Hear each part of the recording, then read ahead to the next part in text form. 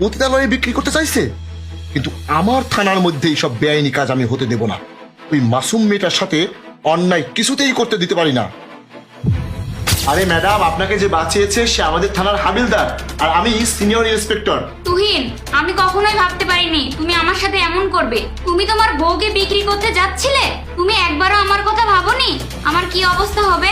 তুমি আমাকে বিক্রি করে দিলে আমি কি করতাম তখন? আমি তো অন্ধ, দেখতে পাই না। উষা, আমি অনেক বড় পাপ করে ফেলেছি, দয়া করে আমাকে তুমি মাফ করে দাও। আমি লোভে পড়ে আমি তোমাকে বিক্রি করতে চেয়েছিলাম, আমার অনেক বড় ভুল হয়ে গিয়েছিল, তুমি আমাকে মাফ করে দাও। আমি এমন ভুল আর কখনোই করব না। আর ইন্সপেক্টর স্যার, এই অন্ধের প্রতি একটু দয়া তো করুন, একে তো চোখে দেখতে পারি না, তার উপরে যদি কঠিন থেকে কঠিন শাস্তি দেন তাহলে তো আমি খুব তাড়াতাড়ি মরে যাব। ইন্সপেক্টর স্যার, আপনি আমার স্বামীকে সব থেকে কঠিনতম সাজা দিবেন, যাতে সারা জীবন জেলের মধ্যেই থাকে, বেরোতে না পারে, যাতে ও বুঝতে পারে একজন স্ত্রীর বা একজন মেয়ের কিভাবে সম্মান করতে হয়। তাছাড়া এবার আমার বাকি জীবন আমি নিজে নিজেই কাটিয়ে নিব। আর thank you so much sir আমাকে বাঁচানোর জন্য।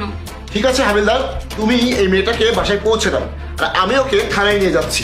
স্যার শুনুন, আরে চল, হাট, চল।